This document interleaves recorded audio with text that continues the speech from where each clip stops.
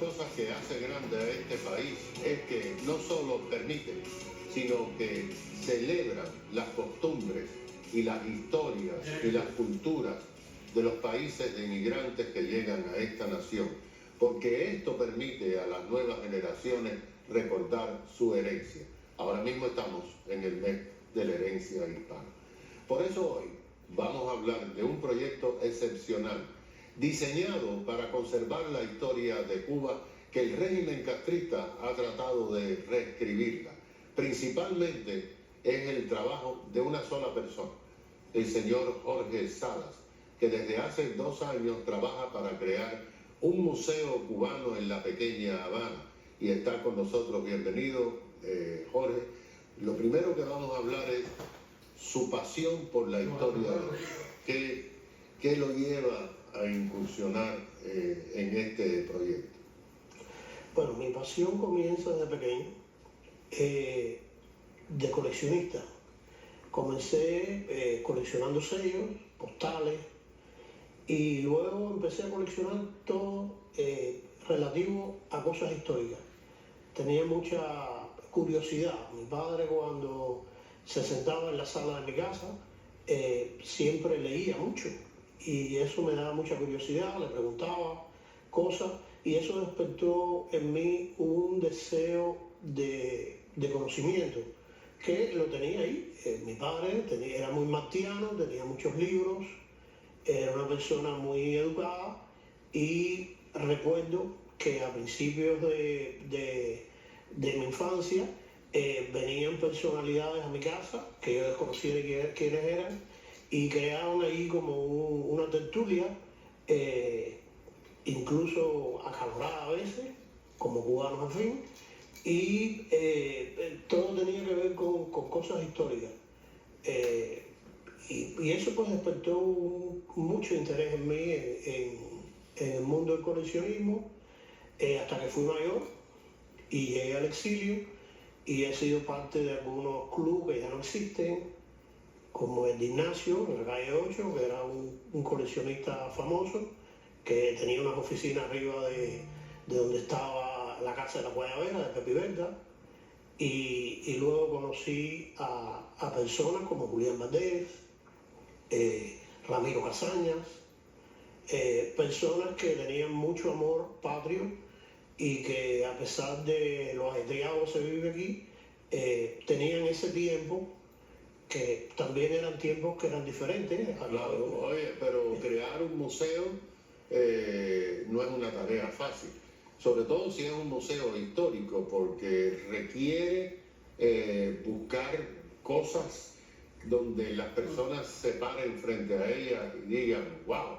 esto es algo, esa es la atracción de los museos. ¿Cómo lograste? Porque yo he visto fotos que tú me enviaste antes de hacer el programa, y son fotos inéditas, extraordinarias, y fotos originales. ¿Cómo tú obtienes todo eso? Bueno, en el mundo del coleccionismo, como le digo anteriormente, aquí habían varios clubes que ya las personas o no están o están muy viejas. Yo soy de una generación un poquito más joven. Íbamos a subastas que se hacían en las casas de coleccionismo, hacíamos intercambios, pero yo en particular continué con este afán, sobre todo especializado en las cosas cubanas, y he tenido 2 tiendas. La primera tienda la tuve en la calle 8, entre Ponce de León y Galeano, se llamaba Mi Tierra, Antigüedades Cubanas. Estuve ahí por 12 años. Recuerdo que Agustín Tamargo me visitaba mucho, todos los días a la hora de almuerzo él iba y alaba un libro de allí del Shell, y se ponía a leerlo para pasar su hora de almuerzo. Y luego, por cuestiones de crecimiento, me quedó pequeña la tienda y me trasladé al 1331 Southwest de la calle 8, y ahí estuve otros 15 años más. Una tiendita pequeña al lado del Siglo XX, que es un mercadito que hay allí, y me dedicaba a la venta y compra de cosas antiguas de Cuba. Que muchas personas se preguntan de dónde salen tantas cosas. Bueno, yo les pudiera decir que desde los años 700, 800, ha habido una emigración silente hacia los Estados Unidos, donde las personas viajaban con sus pertenencias. Claro que sí. Sus libros, sus... Si tú vas al cementerio de Miami, hay incluso mambises cubanos enterrados ahí, correcto. Y exilados cubanos que venían y traían muchas cosas. Correcto. Y hoy día estas generaciones han ido desapareciendo y las generaciones nuevas quizás no le han dado la importancia de rescatar todas estas cosas. Y a lo largo de mi vida, en mis viajes a Europa, a España, he encontrado cosas en el mundo que yo siempre me pregunto, ¿qué hace esto aquí? Y lo ha llevado alguien que lo ha sacado de Cuba, que lo ha llevado a un sitio y ha parado en la mesa de un vendedor ambulante. Y eso te cuesta dinero, mucho dinero, porque tú llevas 2 años ya. Bueno, en realidad no son 2 años, son 4. Bueno, peor todavía.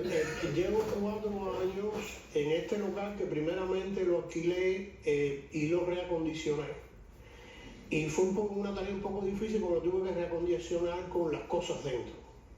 Porque era muy tedioso llevar las cosas a un guarejado, acondicionar el local, en fin. Pero sí, las personas tienen hobby. Mi hobby no es tener 3 carros y 10 trajes. Cada vez que veo algo que tiene que ver con Cuba, relativo a Cuba, y me he especializado en la fotografía, documentos y objetos. Ya en la filatelia como que la olvidé, la tengo ahí, pero más bien me he dedicado a la documentación. ¿Y qué tú tienes que tú puedas decir? Yo tengo esta cosa, por ejemplo.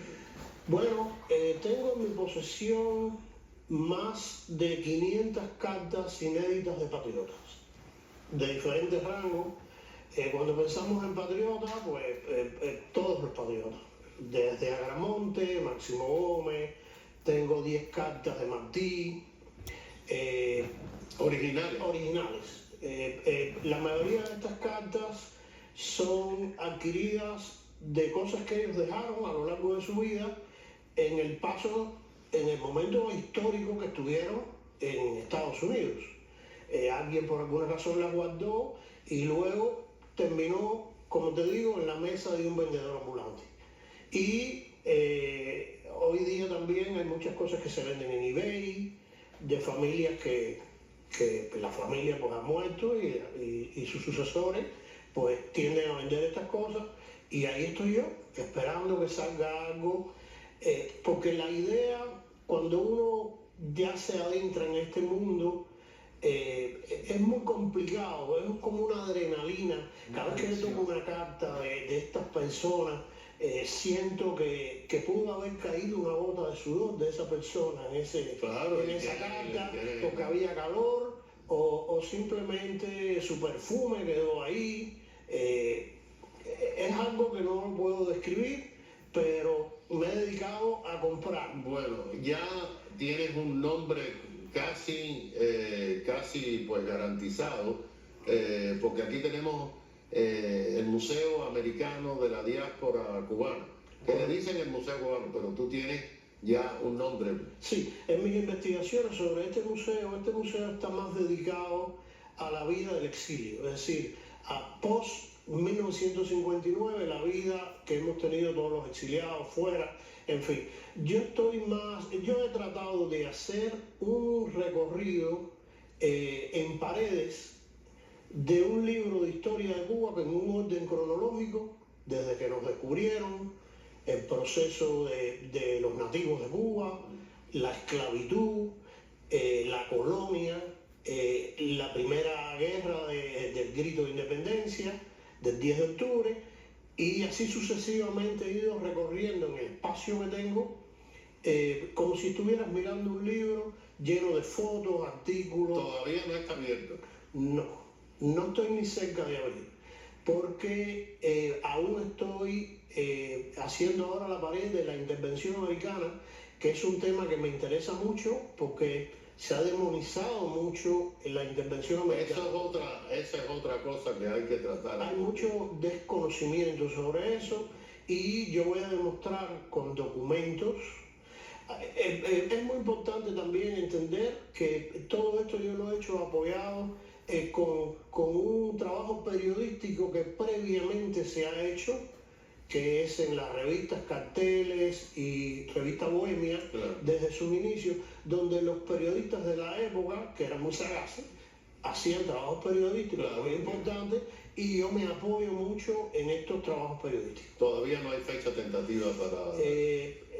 Ahora mismo nos hemos quedado un poco corto con el espacio y eso me ha hecho cambiar los planes. Yo estoy tratando de ver si aparece algún local más amplio, porque merece la pena dejar este legado. Mi interés es muy simple, que las generaciones de los hijos que han nacido de generaciones americanas que nunca han ido a Cuba, que no conocen nada. Claro, que puedan ver eso. Correcto, que a veces cuando hablan de Maceo, pensamos que Maceo era ese hombre rudo, de un machete en la mano, pero la vida de Maceo, claro, como ser humano, claro, nadie la ha enseñado. Entonces, Jorge Sala, fundador del Museo Histórico Cubano. Enseguida regresamos. Sí, porque... Ahora tienes que terminar el museo. Y eso está bueno. Se lo pone ahí en última hora porque lo Bueno, no podía ver ni cojones, hijo. Me estoy No, si yo iría perfectamente bien.